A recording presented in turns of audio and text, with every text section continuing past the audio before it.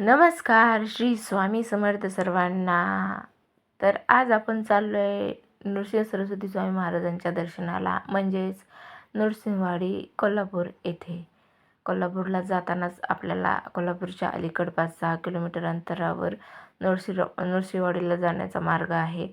त्या ठिकाणी दत्तगुरू महाराजांनी म्हणजेच नृसिंह सरस्वती स्वामी महाराजांनी 12 वर्ष तप केलेले ते ठिकाण आहे, जे आहे पंचगंगा नदीच्या तीरावर आहे, संगमावर आहे.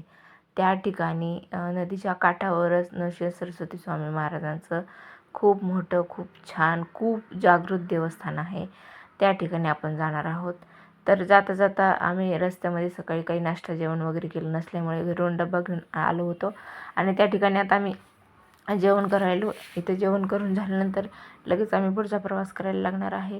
भुका खूप लागल्या होत्या, त्याच्यामुळं पटकन थोडं थोडं काहीतरी खाऊन घेतलं. घरून डबा आणला होता. सगळ्यांनी जेवण व्यवस्थित केलं आणि आम्ही मग निघालो पुढच्या प्रवासाला. पुढे अंतर खूप होतं आणि खूप वेळ लागणार होता.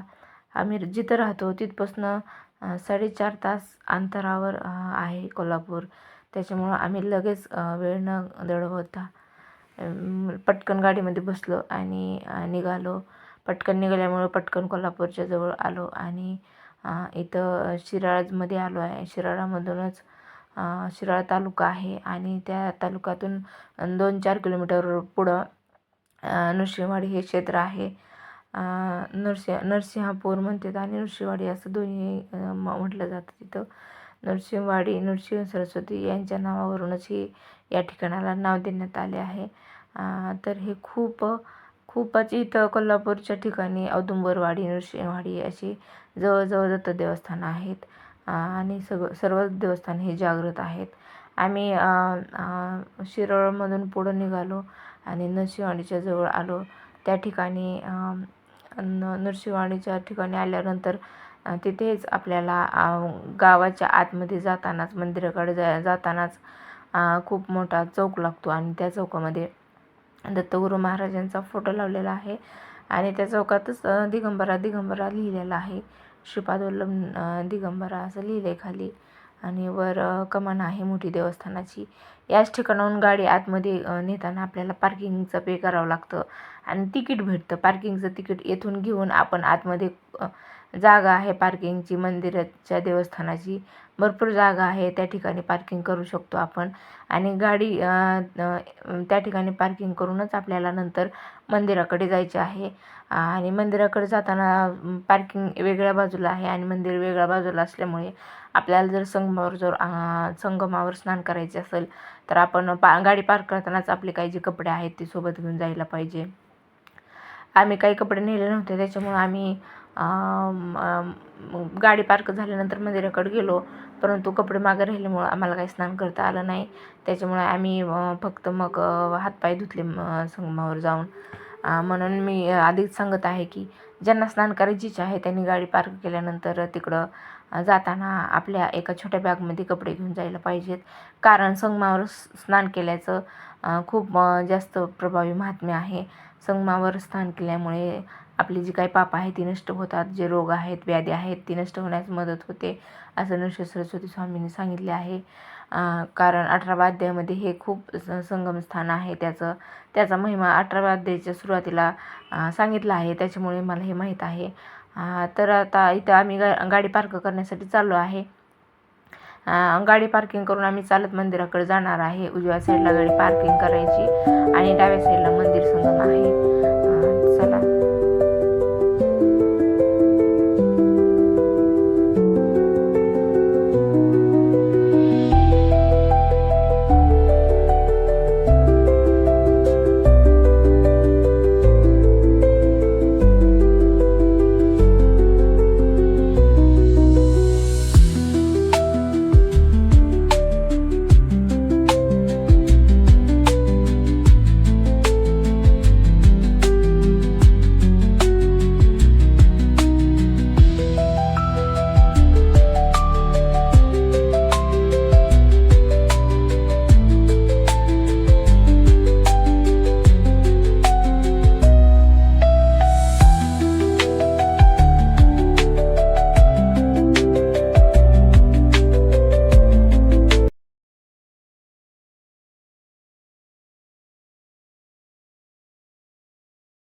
तर आता आलो आहे आम्ही संगमावर. हा आहे खूप छान पंचगंगा नदीचा संगम. पंचगंगा ही कोल्हापूरची खूप मोठी नदी आहे. ही कोल्हापूरची जीवनदायिनी म्हणतात या नदीला.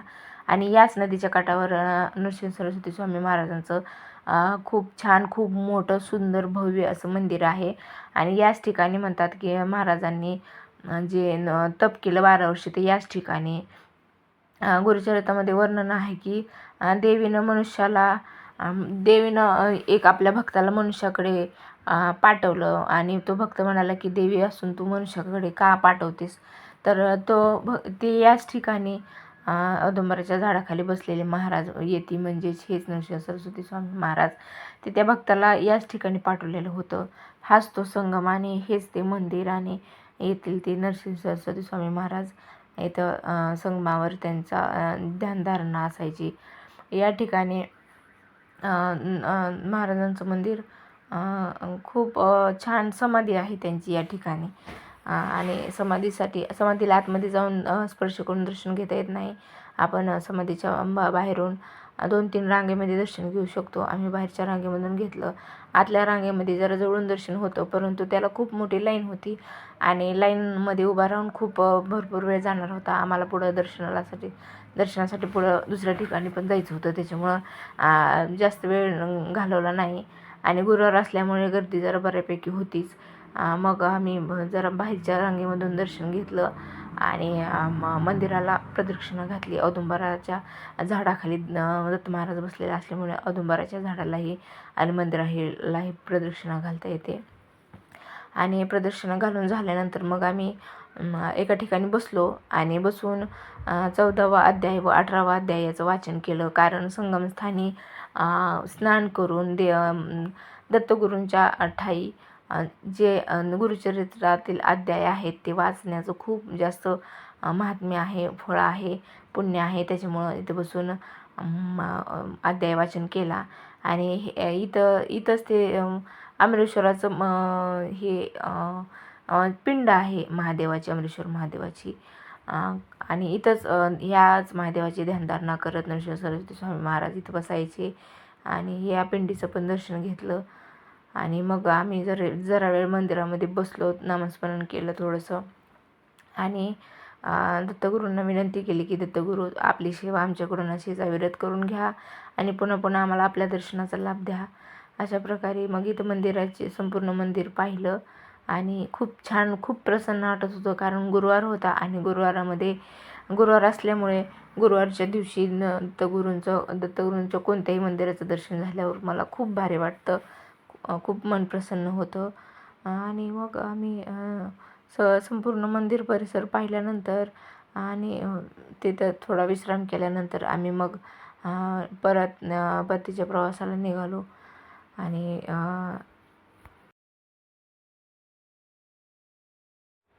स्वामींचं दर्शन घेतलं आणि थोडेफार फोटो काढले आणि आम्ही मग निघालो परत पुढच्या प्रवासाला. पुढे आम्हाला जायचं होतं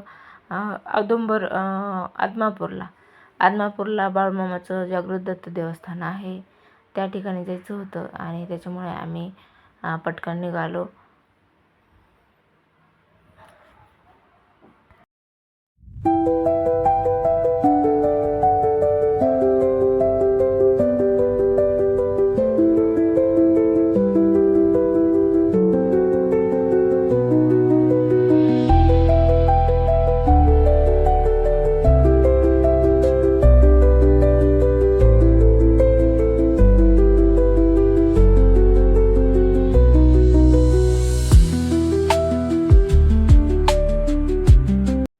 तर मग संध्याकाळी उशिरा आम्ही आदमापूरला पोहोचलो आणि हे येथील भव्य सुंदर देखणं मंदिर आहे. खूपच छान पांढरं शुभ्र मंदिर आहे. इथली स्वच्छता पण खूप छान आहे आणि या ठिकाणी जास्त गर्दी पण नव्हती आणि खूप मंदिर रिकामं होतं, त्यामुळे आम्हाला खूप छान दर्शन झालं.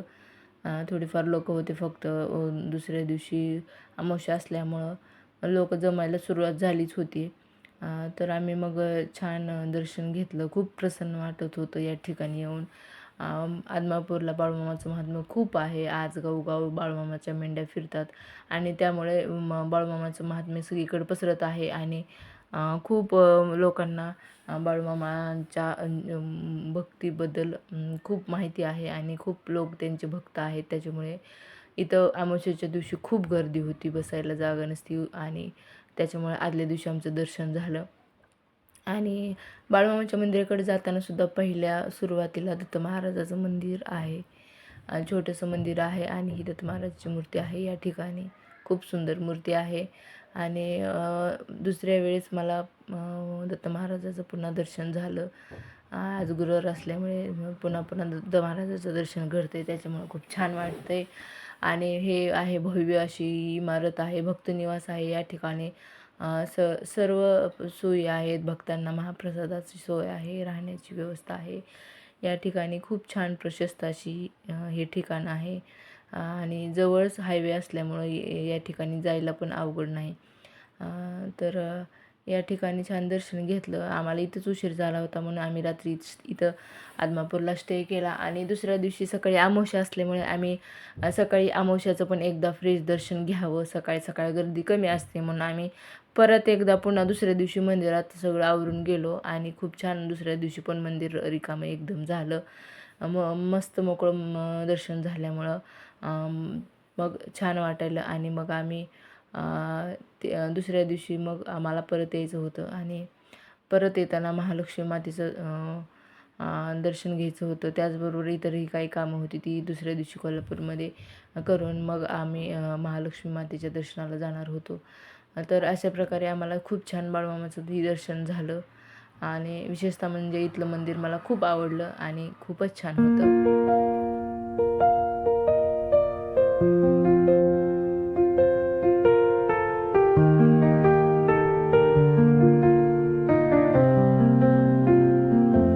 Through the stillness, the clouds drift high.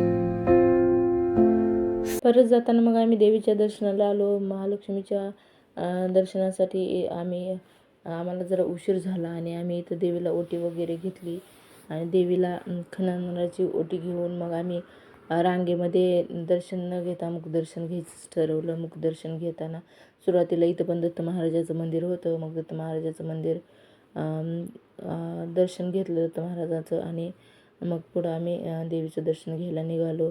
देवीच्या मंदिरात मुखदर्शनासाठी पण खूप गर्दी होती. देवीचं मुख दिसणं खूप कठीण होतं, परंतु तसंच आम्ही बाहेरून दर्शन घेतलं आणि मग दर्शन झाल्यानंतर थोडा वेळ थांबून फोटो वगैरे काढून मग आम्ही निघालो परतीच्या प्रवासाला. तर अशी होती आमची छोटीशी दर्शनाची trip.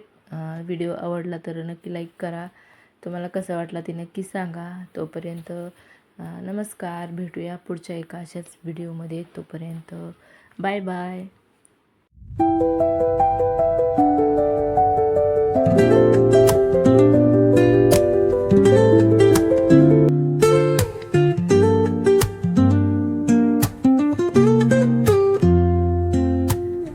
Woke up late, missed the morning glaze, but the sunlight hits in so many ways. Grabbed my shades and hit the streets. No